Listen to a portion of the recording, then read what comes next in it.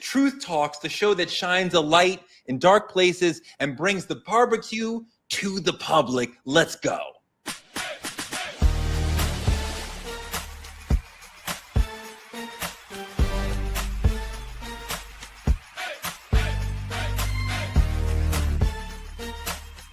Are y'all ready to roll? Let's go. Let's get into the main topic. Sometimes the anger that we feel toward our political situation may be misunderstood, maybe misconstrued. Draymond Green was talking about this the other day. Let's roll that clip. Man, I'm not an angry black man. I'm a very successful, educated black man with a great family. And I'm great at basketball. I'm great at what I do. The agenda to try to keep making me look like an angry black man is crazy. I'm sick of it. It's ridiculous. So let's talk about the angry black man, woman, archetype, stereotype thing. Draymond, the point in here is not Draymond, who may be a little angry and a little Draymond is freaking angry. He's all those amazing things. He is angry.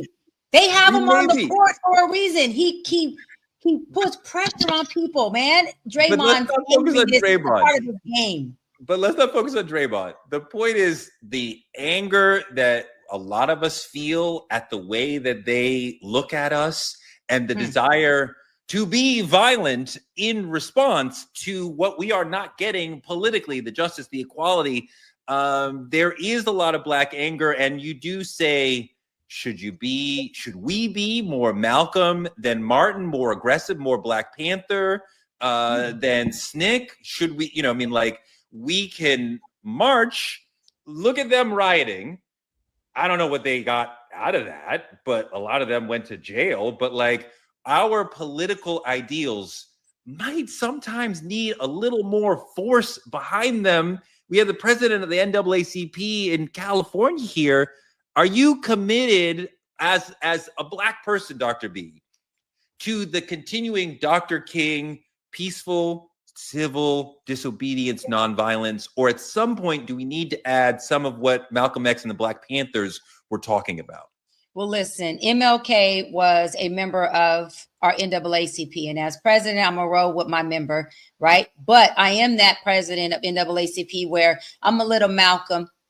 I'm a lot more Malcolm, I should say, and a little less MLK. And we have a lot of those leaders within our organization where, they are protesting, they are giving those speeches, and they are showing that our Black voice matters. And that is needed on the streets. But we also need people who are like Malcolm, who are going to say this is where it stops, who are going to stand vertical in who they are, who are going to do an eye for an eye, right? Who's going to not just turn the other cheek, but going to say, we're going to face this head on, and whatever is necessary for us to do it is what we have to do. I don't think there's one leadership that's needed. I think it's a collective. I think screaming and having a voice and protesting and getting their attention is a great way. And I think saying, listen, we got to step on your fucking toes, and that's what we have to do, then by all means necessary, from my brother Malcolm, like he said, by all means necessary, then so be it. But both leaderships are necessary. I would never negate one. Sarah, go. Oh my gosh. It's crazy when we were looking at that first picture that was put up, and it was, current times versus Civil War times. And I'm literally thinking, if you were to title this Rebellion versus Insurrection, which would you think was which? Because the truth is, every time that we start to speak up for ourselves, when we do choose to get angry, when we do have a passionate feeling because our people are being disrespected, we're not being loved, we're trying to enforce the fact that we matter, they call us rebellious. They say that we have a civil disobedience, right? And so that's the issue. I think that we as a Black people, though, get to do a much better job of stop being so emotional and reactionary, because emotions are temporary. So if I am outraged and I am angry, yes, that is fuel, and that's great. But if you guys have noticed, statistically speaking, and throughout the past, we always run out of steam. We run out of steam because we're not focused on an actual action plan. We're not disciplined to carry something out. We don't come together as a people to make things better. What we do is we're angry. We say that we're angry. We're loud. We're passionate. And then what do? They give us a little bit of media, and then that pacifies us. They give us a little bit of media, and then we forget that we were angry. And we have to do a much better job of committing to the differences that need to happen. Now, I'm not saying that we shouldn't be angry. I'm just saying be angry with a plan. What is the actual plan of action? So, Dr. B. Just really quick, I want to say on January 6th, what Sarah's referring to, there were a group of people that attacked the Capitol. Yeah. Those group of people are what those group of people refer to us as, I refer to them as, that's what I call niggas.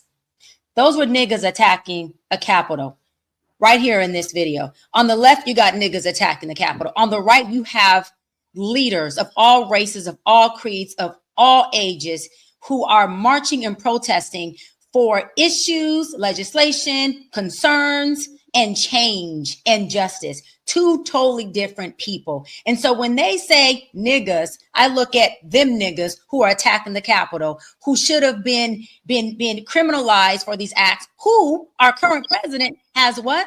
Pardoned many of those niggas. So that's how I look at it. I don't look at niggas being a race. I look at it as folks who are doing ignorant acts, crimes, such as the ones we just seen in that photo. I love that picture because it speaks to my pragmatism that I am with you, Dr. B, as far as the Malcolm vibe. And at some point, we do need to show, like, we're very upset. You know, we're upset enough to riot. Like, those sorts of things do move the political system over time.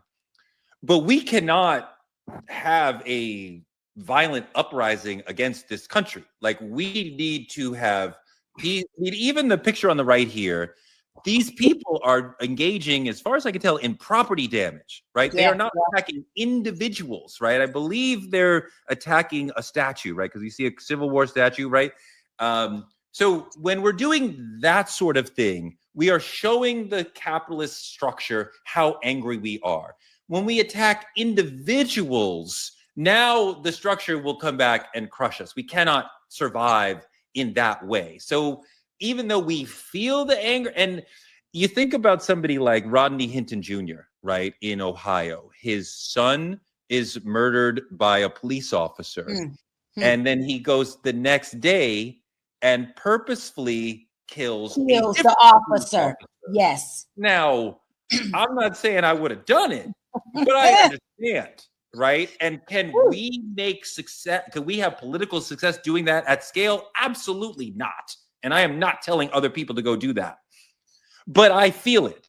And I know that there are other people who feel the same way. Dimitri, I know that there's a lot of Black men who feel like doing what Rodney Hinton Jr. did. Yeah. You know, it's so much for me to unpack right here. So forgive me if I have to take my time, because this is something, the Draymond Green thing, I'm with him. As a Black man, I feel like we should be angry. We should be very angry. But the thing about it is they label us this. We were trained to be passive, right? Not because it's morally correct, but because it's manageable. That's the fucking problem. That's what I see. And the thing about it is, we talked, you brought up, Tori, you brought up Martin and Malcolm.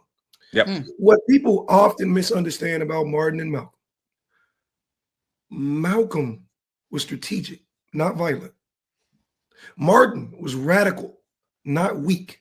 And I think people often misunderstand what the fuck that means, because they say it's either we be violent or no, we can take the strategic radical approach. Let's do it. But the thing about it is, when we march, when Black people march, right, we get fucking arrested with mugshots. But when they storm the fucking Capitol, they get selfies in the fucking public building. Like, I don't understand it. It's completely unjust. I will never fucking understand it. But the thing about it is, I think being labeled is angry. We should be angry. It's a fucking human emotion. And we've earned that right to be angry. It's all about how you display it to the world.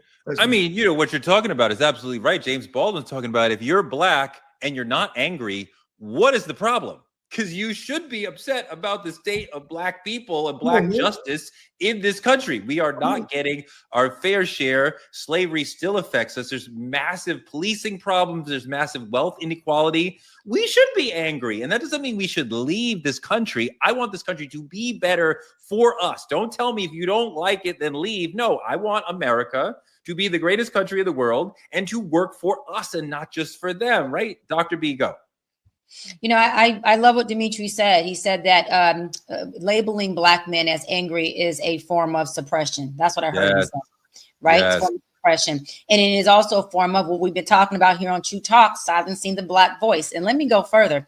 It's silencing the Black male voice, which is the head, not the neck of our community, of our race. And if they can silence y'all, then guess what?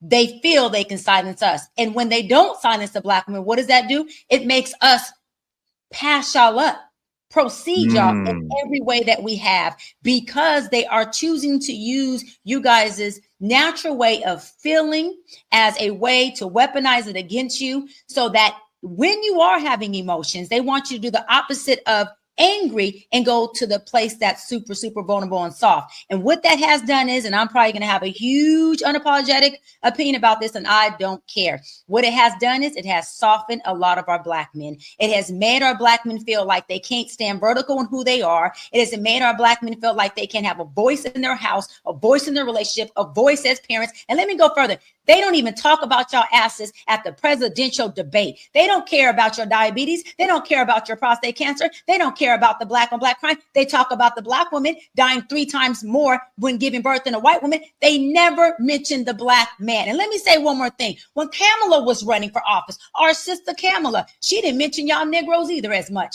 This is where I have a problem when it comes to politics, Tori. You can look how you want to look, because the Black man is the last man who is mentioned. Y'all have the right to feel the way you feel, express how you express, run your household, be parents, be fathers, and stand up. You are not the statistics that they are telling you that you are. You are better than that. And we as Black women and Black men and our allies have to represent in that space. Until then, we will be silenced. No, that was 100% with all that. I just want to give respect to my friend Kamala, who I love and respect. Respect her as a Black woman, but we're going to call things wrong when it's wrong. In our Black community, we have to have think tanks where we say, listen, Dr. Sarah, I love you, sis, but you was out of pocket here. And Dr. Sarah could say, Doc, listen, love you, sis, but this is what's needed for us to do better collectively. We got to have that emotional intelligence. We can't be an oversensitive freaking community. We can be emotional, but we can't be oversensitive.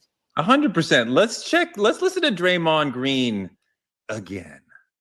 Angry Black man. I'm not an angry Black man. I'm a very successful, educated Black man, and I'm great at basketball. I'm great at what I do. The agenda to try to keep making me look like an angry Black man is crazy. I'm sick of it. It's ridiculous. You know, you do have to worry constantly, Sarah, as a Black man or woman in society, in mixed society, right? It doesn't come up when we're just with us, but like when we're interacting with them, the least little tone, the least little face, the least little aggressiveness, and you're that, right? And sometimes you're not even, they don't even say it. You just think it. You know that they might think that. So you're dealing with stereotype threat as far as not trying to, it's a very complicated thing that's going on inside us. Yes. Can I ask you? Oh, Sarah, let me just say one thing that I feel like one of the reasons why we're looked at as angry is because they have suppressed us not to be.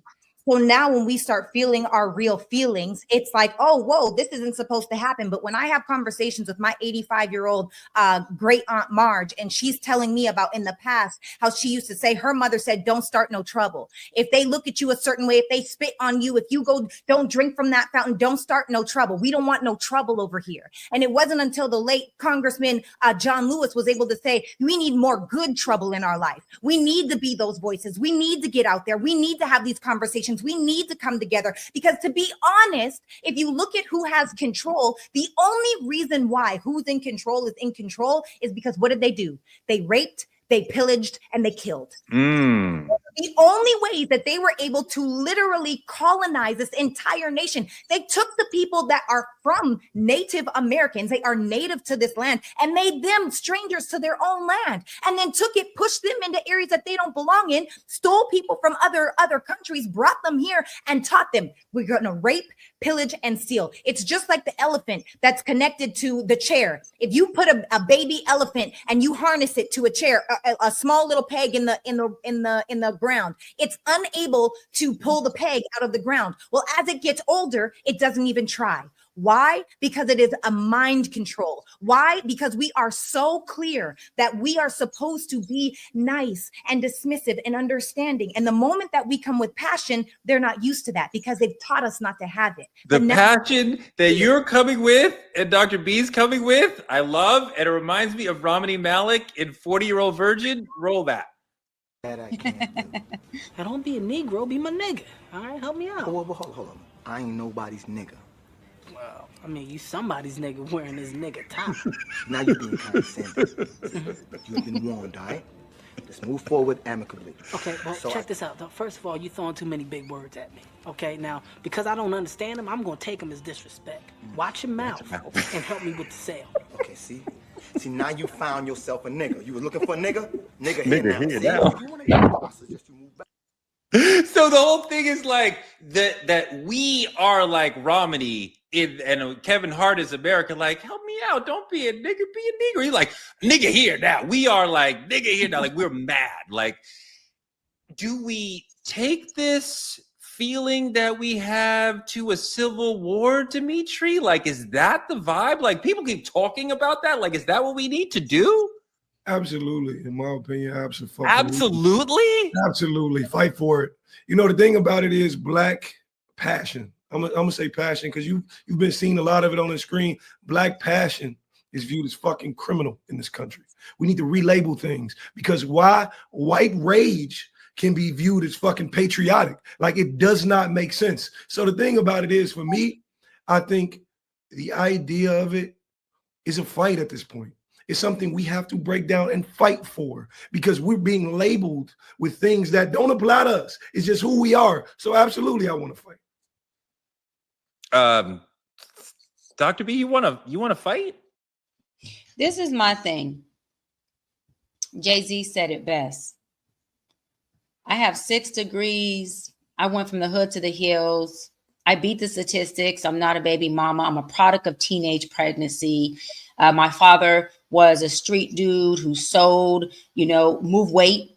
He was one of the biggest ones and a gangster that turned his life over. My mom was a 16-year-old pregnant girl. And guess what, Torre? Guess what, Sarah? Guess what, Dimitri? Jay-Z said it well.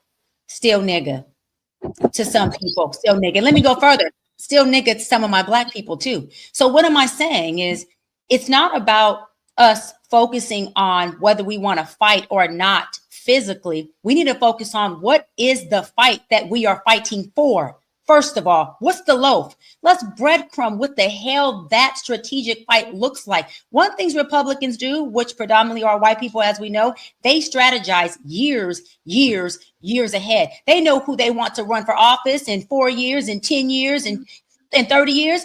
We as Black people, whether we dim or liberals, because I don't care, need to have think tanks where we are strategically figuring out what is the fight. Why are we protesting if we don't know the fight? Why are we even having an emotion and feeling so strong if we don't know what that emotion needs to result in? What do we want that to be? What is our feast so we know what to cook?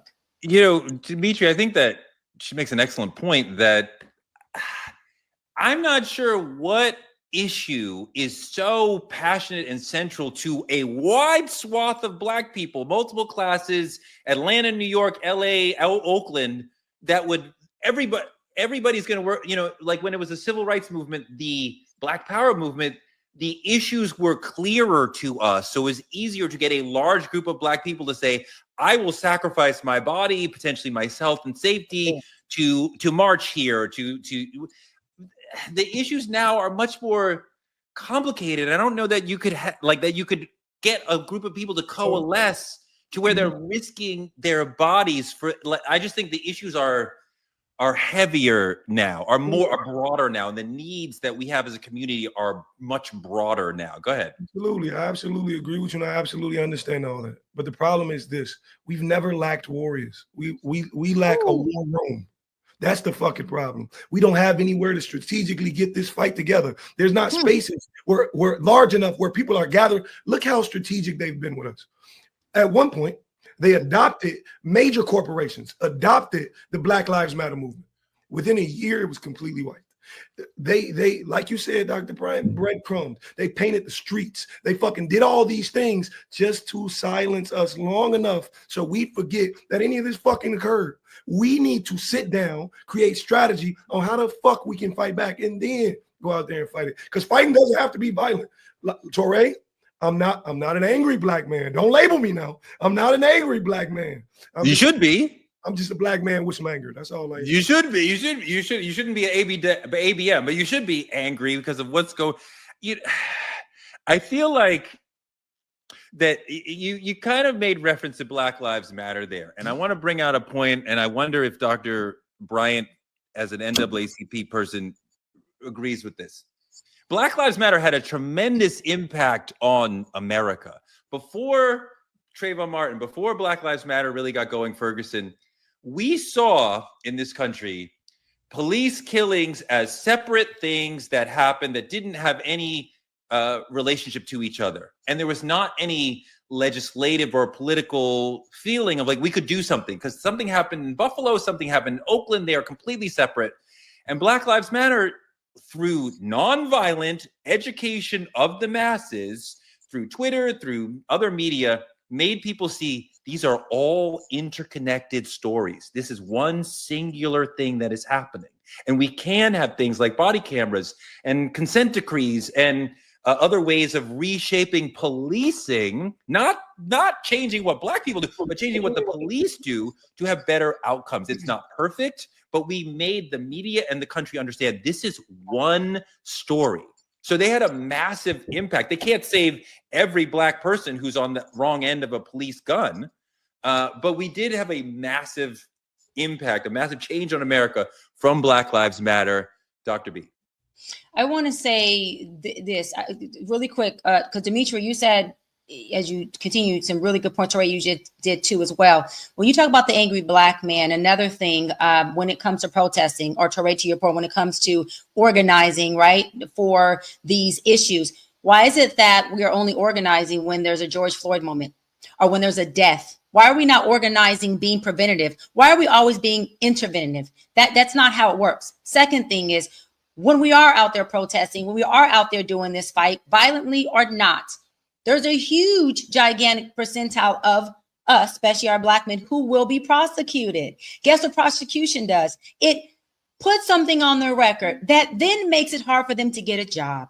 Then what does that do? That messes them up socioeconomically to where they cannot take care of their family. So now they not only become to the outside world, but to the woman, a nothing ass man who can't provide because he ended up being prosecuted for fighting for something he wanted. NAACP made a pact with the LA Police Department that said, while we're protesting back in George Floyd, because I put together the very first march where the police law enforcement marched and protested against their own people when George Floyd fought. I had every political elected official out here. I had the chief of police marching in the front lines with us for the first time in history. But we made sure we made a pact. We told them this: you cannot arrest not one person. You cannot arrest not one person, especially not a Black person, because that is systemic racism. The second thing that happens is what happens? We end up being folks who are out here trying to figure out, okay, when we're organizing, Black Lives Matter, NAACP, two separate civil rights organizations, but they shouldn't be separate by cause. They shouldn't be separate by fight. They can be separate by title. They can be separate by name. I want to give Black Lives Matter their props for a second. NAACP, we sit with the police, we sit with the police staff, we sit with law enforcement, we chastise them, we have conversations, we create policy, we create legislation. Let me tell you something Black Lives Matter won't do. They're not sitting with law enforcement. They ain't sitting with no police or chief. They said this: we want no parts of them.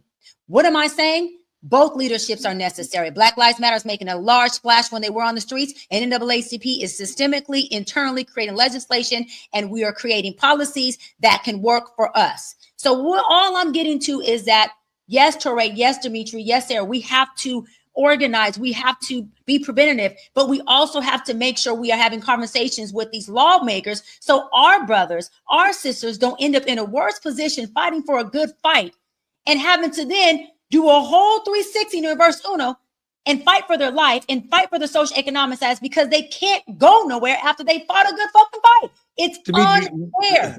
Dimitri, if we're going to do a civil war, what do you want it to look like? I wanted to be. The thing about it is, I can't even put peaceful in the conversation. I want it to be strategic. I want it to be organized. I want it to be led by the exact same fucking people they attempt to tokenize in their own fucking companies and organizations to push Black culture forward. I want it to be led in the social media space we share now. I wanted to start from conversations we have here on Truth Talks. For me personally, because I was out there marching when the marches was happening. I'm not just somebody who step back and talk about it. To me personally, I think it's done best when it's strategic, organized, and thought out. And that's exactly why we need a war room to do so. Before we ever deploy for a war, we sit and we say how we're going to do it. That's exactly what needs to happen. Sarah. I couldn't agree more, you know, and I'm so happy, Dimitri, that you clarified the aspect of being strategic and that it doesn't necessarily mean a fight. Because on January 6th, they were shooting those men with rubber bullets. We don't get shot with rubber bullets. We get shot with lead bullets. And if we are out here going out trying to make all of these changes, it's really easy if we're all in one place to take us all down at one at a time. And so for me, civil war, strategic civil war means getting our economy together. It means coming together as one, identifying, like Dr. B said, you've got to identify what is the next step, like where are we even at and where is it that we want to go so we can reverse engineer that thing. We need to have our voices heard, like Truth Talks. We need this platform. We need to be able to amplify the voices of the different Black experience so we can actually all see we're not that much different. Even if we came from completely different circumstances, at the end of the day, most of us are still treated the same when we get pulled over by the police. And we have to know that it's not until we're able to come together. That's how the best way to win is to create economy. We need to be a richer race. Well, that's 100% correct. And that is the point, that we can succeed through economics. Right. And that may be Kujichagulia, something more unified, like collective economics. But if we need to have more money coming into the community and using that money to improve the community. I have a dream of Black billionaires, some of them, we don't have that many, but a few of them getting together. We have a lot of them, Torre. We have a lot of them. Let's peel off a couple of dollars so that we can have a bank that focuses on mortgages for Black people. Because if we have more Black people getting more mortgages that are good for them, then we'll have more home ownership, and we will bring more wealth into the community long term, so we can have that money for the next generation, not just our generation. That sort of economic rise is what we need. The fight is never. I mean, look, I was out on George Floyd just like everybody, right? And I love those days and those civil disobedience, marching the streets, shutting down highways, shutting down bridges. Like, these things are really valuable and really important and part of the struggle. But we're really not going to win unless we have a lot of money that we can deploy just to make us a stronger community, right? Yeah. I think the money is the thing that's going to make the protest really, really work. Yeah. Dr. B, what do you think? And I want to say, we need to be able to feel our emotion of anger and not be suppressed. When you have these white folks go shoot up a school, is that anger or is that mental health? Okay, I'm back. But when you have a Black man who just is expressing himself at a very loud, passionate tone, but ain't shot nobody, ain't hit nobody, ain't did none of it, just externalizing how he feels. Is that anger or is that mental health? Or is that him externalizing his trauma that he has every fucking right to do? What I'm saying is that cultural competence is needed in this world, in this leadership, in law enforcement. Trauma looks different on us than it does white people, than it does brown people, than it does Asian people. And until they understand that, they will always fear. Go ahead, Torre, go ahead. How does it look different on us, trauma, than others? Let an officer pull behind a Black man, and you'll see how his trauma inflames, and it looks different than a white man being put over by an officer. That's where it looks different. When a Black man gets out and he throws his hands up and says, yo, man, what did I do? What did I do? That's his fear. That's his trauma. That's him confused. He's trying to figure out why me again. Versus a white man that gets out and says, hey, sir, so what was I pulled over for? The same message. It looks different. You're talking about a black man. If he's grown up in the inner city or in the hood, he's growing up with helicopters above his head. He's growing up with a little boy he's raising by himself. He's growing up with a single mama in the household. He's growing up trying to figure out how he can just get from fucking home to school and back alive without being robbed, without being killed. So you're dealing with a different person who has a different environment, who has different needs. And if you don't take the time to be cultural competent, you don't need to be in a leadership position. You damn sure need to be in a law enforcement position. And you are not a person who needs to be dealing with people outside of your race. It looks different on us. And we have a right for it to look different. And we have an even more right to be understood. And if you don't understand this, to stay the fuck away from jobs that serve us. Sarah. Ooh, that's so good. And on a complete side note, I also feel like people in authority need to have a mental illness check before they're even able to do that job, because a lot of them are so mentally ill. They're taking their trauma from back in the day when they were any girls, or they were the shorter guy, or weren't as good at sports, and they're projecting that pain. Now they're adults. They're projecting that onto us in their adult life. So that's number one. Number two, I feel like we need to take accountability for what's happening inside of our lives. What does that mean? It means you can't take away from me what I've built.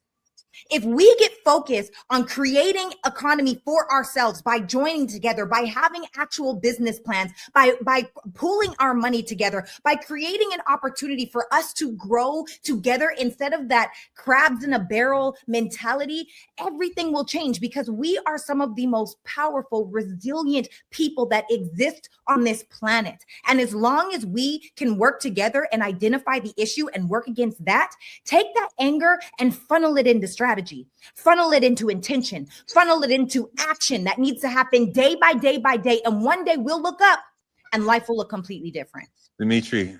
Absolutely. I couldn't say it any better myself. The trauma shows up in a number of ways they'll never understand because they've never experienced it. You don't understand what it's like Dr. Brian said, for police to pull behind me. You don't understand what it's like to be in the richer part of the city and eyes and people looking at you and XYZ. You don't understand what it's like to be a black man. And I got a concern whether my application is being viewed at the same level this motherfucker next to me is. Those are things you never understand. That's trauma we have. And what people don't understand is trauma shapes your confidence. Trauma shapes how you present yourself to the world. Trauma shapes all of you. And then we show up in these spaces and we don't have what it takes. Why? Because our trauma never let us get there, never let us develop fully. So this motherfucker get the job when I was way more qualified. To me, I think the thing about it is we've taken on this notion of suppressing this trauma. And now you see this uprise and you want to call us angry because of it. Yeah, God damn it, I'm angry. I should be fucking angry. Sure. That's what my trauma made me. Your trauma made you peaceful. Why? Because all you've ever seen was fucking the easy road. Fuck that, man. Doc. You know, there is an amendment I was trying to look up, but I can't find it. I did a really amazing event with Ben Crump, the biggest civil rights attorney in the world. Yeah. And there's an amendment. I'm so sorry I don't have it because I love to educate. But this amendment talks about, because Sarah made such a good point, that law enforcement by law cannot have a mental health illness diagnosis and be an active officer. Okay. Now they have that, but guess what? It's not mandatory that they see a mental health professional quarterly or yearly. So who is checking the balance? Where's the democracy to make sure that our officers that are serving us are not impaired? Who's doing that check and balance? Because what it says is if an officer is impaired, then guess what? He has to step down until he either gets the treatment he needs or he cannot operate in that capacity anymore. So I'm not going to name drop because I won't do that to my friends, but I have friends who work as port police, friends who work as LA PD officers. My brother's a 14-year officer as well, who have been diagnosed with depression, with anxiety, with PTSD. Not my brother, but many of them. And guess what? They still suit up every day. They still put a badge on every day. So what am I saying? Go ahead, Torre. What am I saying? Go deeper. Let's go a little bit deeper. The FBI has made it clear that a lot of white supremacist organizations told their people, go into law enforcement. So the next time you get pulled over, that officer in blue might be in the Klan. He might be in the Proud Boys. They were very purposeful and intentional, saying we need to maintain our power. And the way we do that is sending brothers into law enforcement. Like that, and we don't even know. Like you're talking about with the mental health, we don't know. We don't even know because we can't quantify who's in the Klan. You don't put that on your resume, right? That's why we don't know, Torre, because it's not in the bylaws. It's in the amendments, the Constitution. But if it's not in the law enforcement bylaws, then guess what? They don't have to follow them. So we as NAACP are fighting to change up and take out some of those bylaws and put in bylaws that work for people that look like us. Because if the bylaws don't say you have to be mentally impaired, then guess what? Y'all see, y'all got me pissed off. She'll keep going anyway. Fuck this shit. Love the passion. The fire is here. Are you an angry black woman? Is all about. You know, hold on. Let me say this. Dimitri asked a good question. He said, "Am I an angry black woman?" Let me say this, Dimitri. Oh. I am I'm a. sorry. Let me say this, Dimitri. I am and can become an extremely angry, passionate black woman for my black men, for my father, for my brothers, for my kids, for my community. You damn right. And that's why they got the right one in the position as NAACP president, because I be in those chief of staff meetings, seriously, and I be cutting their asses up. And if they watching, they're vouch for it. I be in there looking like the angry, strong black woman, and I don't care about them pressing me because I'm a press and stand on it, double down every single time. So for a person like you, Dimitri, for my sister Sarah, for my brother Torre, you damn right I'm angry. And if it takes angry to move this machine, then baby, let's get this ship revved up. I'm okay with, and I don't care about titles. Dimitri. I don't care about titles, Torre. I care about change. I care about actions. Care about call of actions. And I care about people who look like me so that the people who don't look like us can have a different experience of us. And guess what? They can also have a better world, because as we do better, we impact every single body who's connected to us. Dimitri, So, yeah. you know, I really started thinking about where we are as far as Civil War when I interviewed Malcolm X. And you know what he told me? Wow. You know what Malcolm X told me? What did he tell you? Dimitri, he died 10 years before I was born. What are you talking about? Are you kidding me? Listen, great. Okay, you look old enough. Listen, I at least thought you were 70. White At head least. forever. Literally. Fingers, Mike. This At is least I Truth was Talks. I love you guys. That was an amazing, passionate show. Everybody brought their heart, their mind. That was amazing. Thank you so much for coming with the energy. Thank you so much for being here with us. It's Dr. B, it's Sarah, it's Dimitri, and we're going to bring in a lot of amazing guests to come into this mix with us this year. Maybe Mark Lamont Hill, maybe DL Hughley, Ebony K. Williams, perhaps. You never know who from our Rolodex is going to show up on any given night. So please come hang with us every night at 8 o'clock. Like, comment, and subscribe on our YouTube at Truth Talks-Live. You can always watch us on YouTube/Truth Talks Live. Support Black media via the links on your screen. See you tomorrow. Wait, and lastly, leave in the comments how old you think our brother Torre is. We want to know in the comments, how old is this Negro? How old? Get out of here. Bye, y'all.